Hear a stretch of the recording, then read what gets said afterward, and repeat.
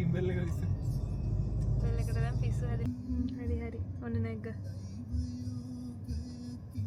උයන් ඔයන්න වලහෙක් විතරක් ඉන්න ගන්න නැද්ද දන්නේ නැහැ නිකන් අරේ නම ගහලා නේද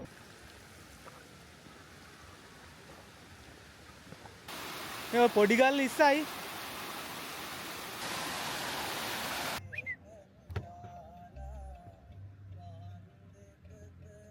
ලස්සනයි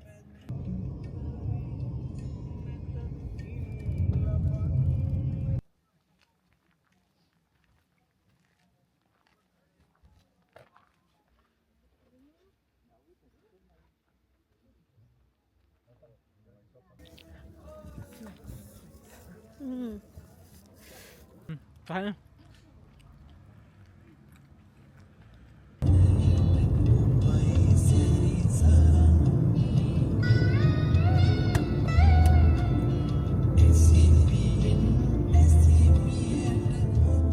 Hi, welcome back.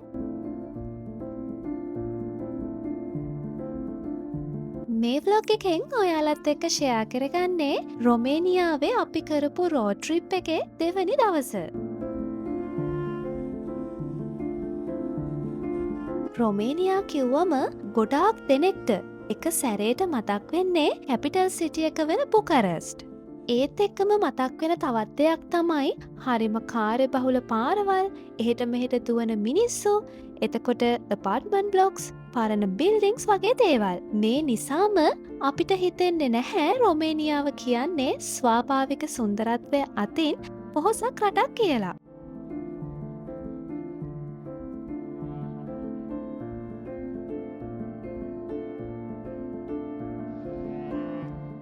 රොමේනියා ගැන මගේ පළවෙනි බ්ලොග් එකෙන් මං ඔයාලට පොරොන්දු වුණා මේ රටේ ලස්සන පෙන්නන්න ඔයාලව එක්කගෙන යනවා කියලා. යුරෝපයේ තියෙන සීනික් රූට්ස් අතරින් ෆේමස් රූට් එකක් තියෙනවා රොමේනියාවේ. එහෙනම් එන්නකෝ මං අද ඔයාලව එක්කගෙන යනවා අන්න ඒ රූට් එකේ.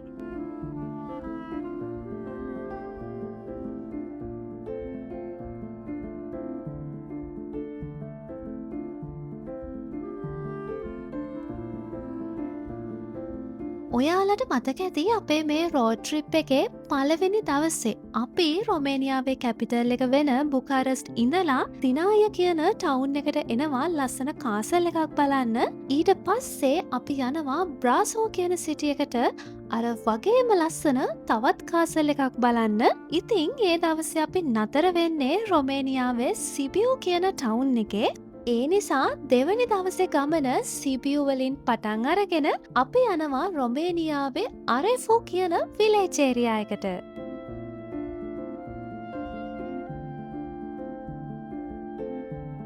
මේ දවසේ අපේ ගමනේ තියෙන විශේෂම දේ තමයි අපි මේ ගමන යන්නේ රොමේනියාවේ ෆේමස්ම මවුන්ටන් හයිවේ එකක. ඒ තමයි ට්‍රාන්ස්ෆිගරේෂන්.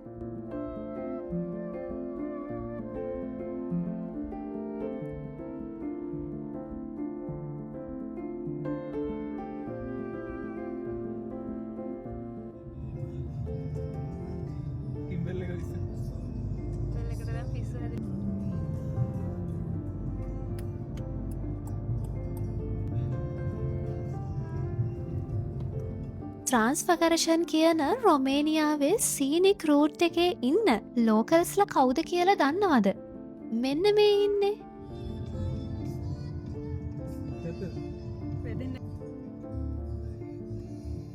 රොමේනියා කියන්නේ යුරෝප් ඇතුලේ වලස්සුන්ගේ ගහනය වැඩිපුරම තියෙන රටක්.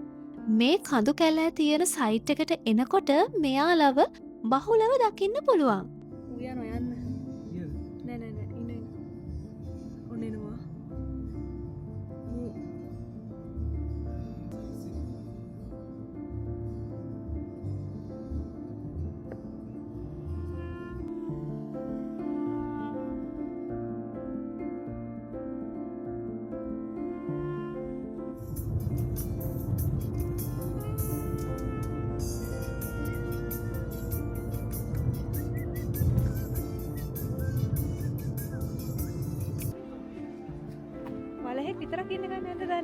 පාරේ නම ගහලා නේද?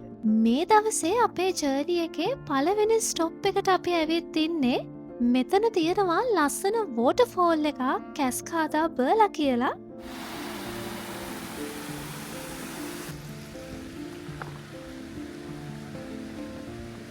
ඒ වෝටර්ෆෝල් එකට තියෙන ට්‍රේල් එකේ තමයි අපි මේ ඇවිදගෙන යන්නේ. කිලෝමීටර 2-3 අතර පොඩි දුරක් තමයි තියෙන්නේ වෝටර්ෆෝල් එකට. ඒ වෝටර්ෆෝල් එකෙන් එන වතුර තමයි මේ විදිහට ගලාගෙන යන්නේ.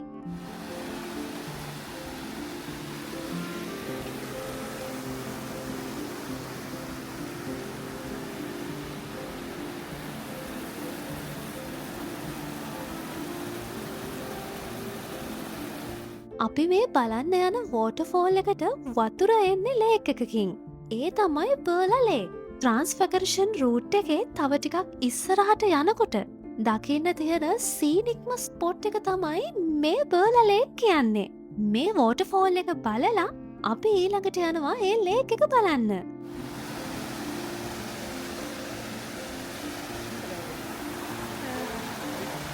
වෝටර්ෆෝල් එක බලන්න ගියාට හරි වැටේනේ අපිට වුණේ. ටික දුරක් ගිහින් ආපහු හැරිලා එන්න වුණා. මොකද එක පාරට ලොකු වැස්සක් ආපු නිසා. අපි හිතුවේ නෑ ඉතින් වහේ කියලා. ඒත් මොනව කරන්නද? දුකින් හරි ආපහු හැරෙන්න සිද්ධ වුණා. හැබැයි ඉතින් මගේ මේ vlog එක බලන ඔයා මේ රූට් එකේ යන්න හිතාගෙන ඉන්නව නම් මේ වෝටර්ෆෝල් එක බලන්න යන්න අමතක කරන්න නම් එපා.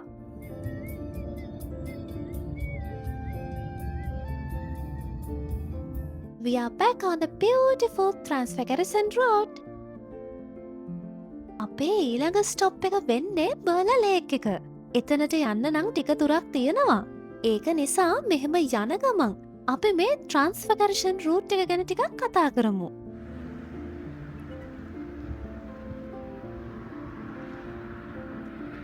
මම මුලින් කිව්වා Transfiguration කියන්නේ රොමේනියාවේ තියෙන ෆේමස් මවුන්ටන් හයිවේ එකක් කියලා. ඒකට හේතුව තමයි මේ රෝඩ් එක කාපේතියන් මවුන්ටන් රේන්ජ් එක ක්‍රොස් කරනවා. කාපේතියන් මවුන්ටන් රේන්ජ් කියන්නේ යුරෝපයේ සෙන්ට්‍රල් සහ ඊස්ටර්න් යුරෝප අතර විහිදුණු විශාල කඳුපන්තියක්. රොමේනියාව, ස්ලෝවැකියාව, පෝලන්තය, යුක්‍රේනය වගේ රටවල් වලට මේ කඳුපන්තිය විහිදිලා තියෙනවා. ඒ කඳුපන්තියෙන් රොමේනියාව සයිට් එකේ තියෙන මවුන්ටන් රේන්ජ් එකට කියනවා ෆගාරෂ් මවුන්ටන් රේන්ජ් කියලා. බ්‍රේක් කරනවා.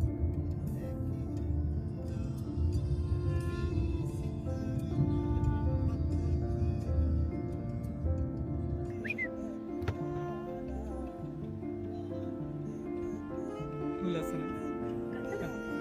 ට්‍රාන්ස්ෆගරේෂන් රූට් එක කිලෝමීටර් 152ක් දිගයි. ඒකෙනුත් මවුන්ටන් සෙක්ෂන් එක විතරක් කිලෝමීටර් 90ක් දුරට විහිදෙනවා. මුහුදු මට්ටමේ ඉඳලා අඩි 6699ක් උසින් තමයි මේ රූට් එක හදලා තියෙන්නේ. ඒ වගේම තමයි ට්‍රාන්ස්ෆගරේෂන් කියන්නේ රොමේනියාවේ දෙවනියට උසින් වැඩිම රූට් එක. හැබැයි ඉතින් මේ රූට් එක හදලා තියෙන්නේ අපි වගේ සාමාන්‍ය ජනතාවගේ ගමනාගමන කටයුතු වලට නම් නෙමෙයි. මේ රූට් එක හදන්න හේතු වුණු ඇත්තම කාරණාව නම් හරිම ඉන්ටරෙස්ටිං.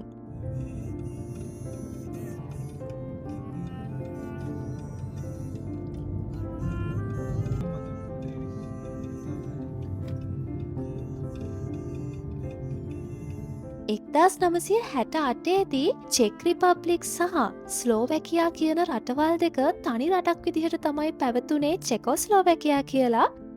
ඉතින් මේ චෙකොස්ලෝවැකියාව සෝවියට් හමුදාව විසින් ආක්‍රමණය කරනවා.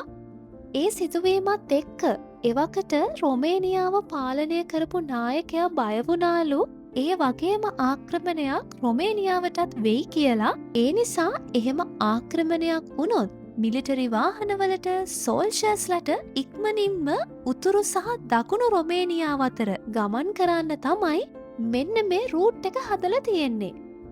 එදා මිලිටරි හයිවේ එකක් විදිහට භාවිතා වුණාට අද මේ රූට් එක ටුවරිස් ඇට්‍රැක්ෂන් එකක් විදිහට භාවිතා වෙනවා.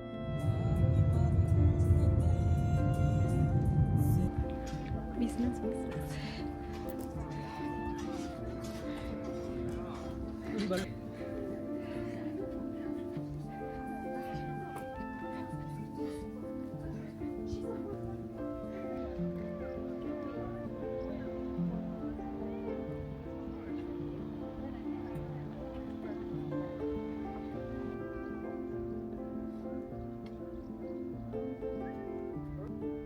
ඔන්න දැන් අපි ඇවිත් ඉන්නේ ට්‍රාන්ස්ෆර්කරේෂන් රූට් එකේ තියෙන සීනික්ම ස්පොට් එකට.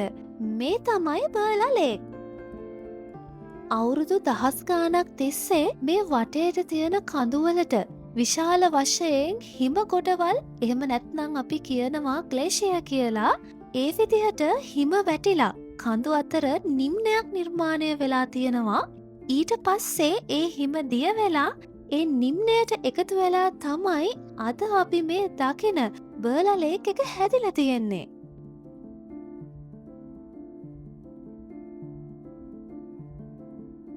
ඉතින් මේ ලේක් එකේ වතුර තමයි කඳු අතරින් ගලාගෙන ගිහින් අපි අර කලින් බලන්න ගිහින් මගින් හැරිලා ආපු බර්ලා වෝටර්ෆෝල් එක නිර්මාණය කරන්නේ.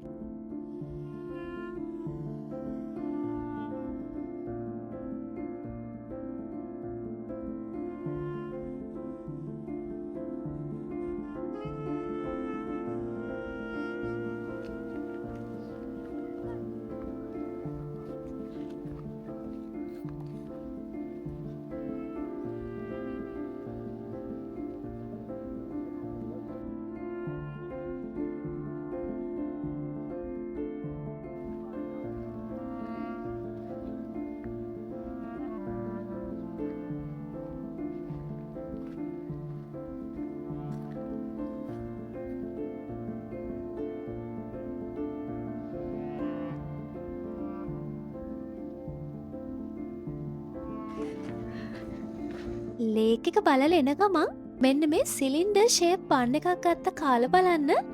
මේක රොමේනියාවේ ට්‍රැඩිෂනල් බන් එකක්ලු. මේකට කියන්නේ කුර්ටෝෂ් කලාච් කියලා. හරියට ප්‍රනවුස් කරනවද නම් දන්නේ නැහැ. මෙන්න මේ පේන්න තියෙන්නේ මේකට කියන නම.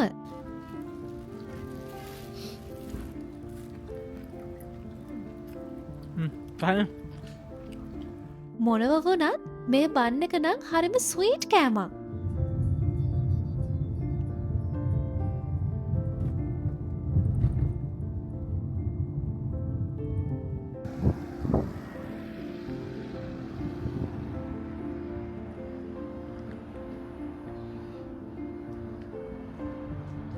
ඉතින් මේ විදිහට තමයි රොමේනියාවේ අපේ රෝඩ් ට්‍රිප් එකේ දෙවැනි දවස ගෙවුනේ.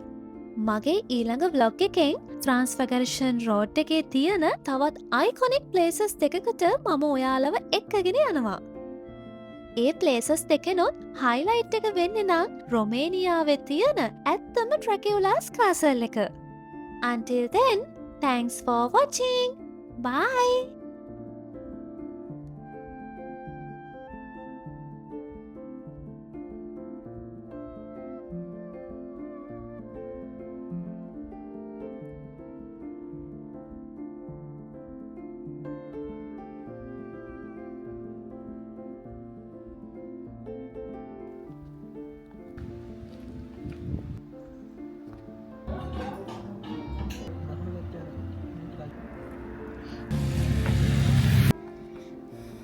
බලෙන්